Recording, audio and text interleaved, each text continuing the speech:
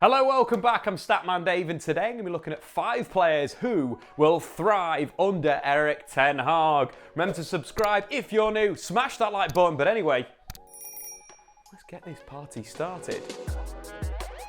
It's no secret that Manchester United need to overhaul their squad, but this process is likely to take several good transfer windows, so it's ridiculous to think Manchester United will be back after just one summer. The club are coming off their worst ever Premier League season, with almost every player underperforming in one way or another, and that simply doesn't mean they all should be sold. Despite the performances, there's still a lot of very talented players who could be given a new lease of life under Erik Ten Hag. The first player that will thrive under Ten Hag is Diogo Dalot. A little bit of a tap-in, several reports have suggested that it'll be a firm part of the Dutchman's plans, and it's easy to see why. A modern fullback, Dalot is very good in possession, arguably the first thing Ten Hag looks for in a player. Over the past year, he ranks in the top 15% in fullbacks across Europe for passes into the final third, switches, through balls, progressive passes, as well as tackles plus interceptions and dribblers tackled. The latter suggested excel in Ten Hag's aggressive pressing,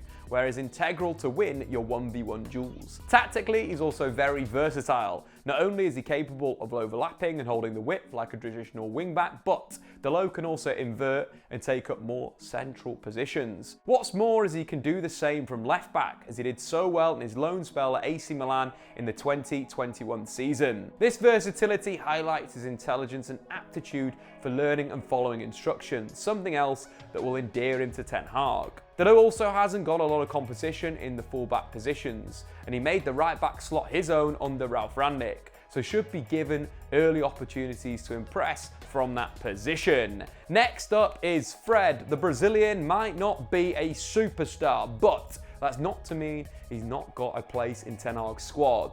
Fred thrived in the chaos of last season, was arguably the best player under Ralf Rangnick when given more of an attacking role and encouraged to get further forward. He racked up more goal involvements in the 21-22 Premier League season than in all of his previous 3 campaigns combined. Unsurprisingly, this is closer to the role which sees him thrive for Brazil, where a proper defensive midfielder, often Casemiro, is there to anchor the shape. His energy and work rate would make him an ideal early candidate for Ten Hag's midfield, as he'll be able to adapt quickly to the required pressing intensity. In fact, Ten Hag's ball-orientated counter-press will create the chaos that Fred thrives in. Meanwhile, in possession, Fred isn't a bad player. He's had his moments, but he's very technically sound and can operate in tight spaces and use his tricks and skills in the final third. Giving him greater access to this area of the pitch will only see more Brazilian flair. Tactically, some of his best moments this season came from a cornerstone of Ten Hag's philosophy, underlaps and third man runs. He was directly involved in 2 goals in the 3-2 win over Arsenal, with both featuring an underlap from Fred and a pass from Jaden Sancho. Expect to see more of the same under Erik Ten Hag. Which nicely links on to our third player, Jaden Sancho. If Erik Ten Hag was to design a player in a lab out wide, the end result might be a left-footed Jaden Sancho. A wide playmaker, Sancho is a dynamic, agile, excellent 1v1 dribbler and a creative passer with an eye for a goal. Being schooled in Germany, he also knows how to press. He's also very positionally fluid and has had success playing all across the line behind a striker. Tactically, Ten Hag uses overloads and creates a lot of passing options for his players, which will only further suit Sancho. His best moments of individual play often involve a 1-2, allowing him to take out multiple players, with a dribble, a 1-2 and a carry followed by a shot creating action. A player's first season in the Premier League is notoriously difficult, but adapting to a new league and a country in a team that's enduring his most turbulent season in almost 30 years, it's almost impossible to succeed in. Undoubtedly though, Sancho is a world-class talent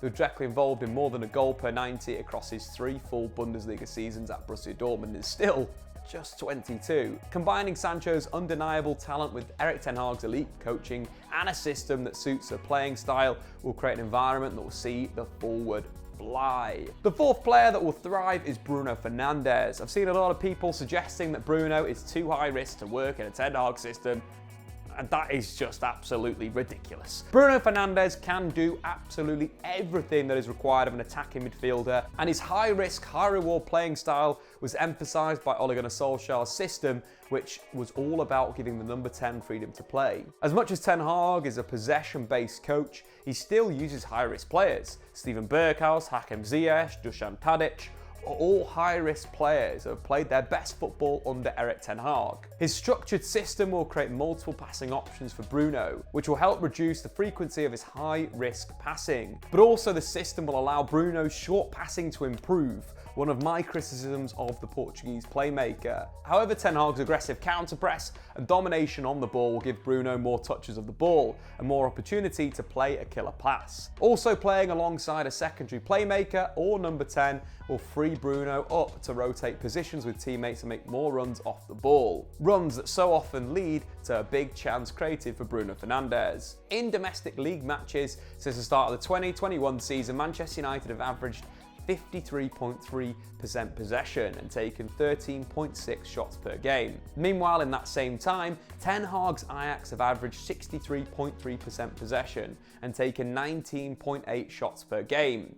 Granted, the league are of a different standard, but 10 more % possession and 6 more shots is a big difference that Bruno Fernandez will only contribute towards. And finally, the 5th player that will thrive under Erik Ten Hag is Alejandro Ganacho. The Spanish-born Argentinian is a star of United's youth academy, and Ten Hag incorporated a lot of young talents into his first team at Ajax.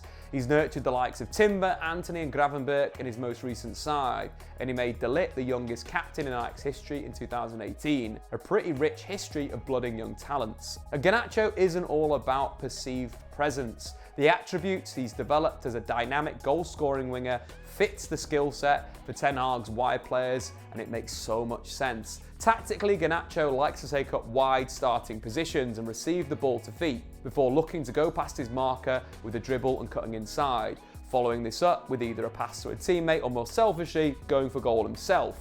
But the wide starting position also allows him to make use of his speed and make runs in behind the defence that can be found by through balls. If it not for illness, Ganacho reportedly would have started the final game of the season against Crystal Palace, and barring injury will be involved in Ten Hag's pre-season. He's also in red-hot form, averaging a goal or an assist every 50 minutes on United's way to their first FA Youth Cup in 11 years. The confidence brought by his form could really benefit him, as he plays without fear as opposed to a lot of senior players who are trying to rediscover their old form. An unexpected benefit also could be the mid-season World Cup. Unlikely to feature, Ganacho will be fresh when domestic football resumes, and this could be an opportunity to establish himself in the first team in 2023. Looking like a future star, even if Ganacho doesn't start the 22-23 season, I'm sure will become a big part of the squad by the end of it. But anyway guys, who do you think will thrive under Erik Ten Hag? Let me know in the comments below. I've been Statman Dave. Subscribe if you're new.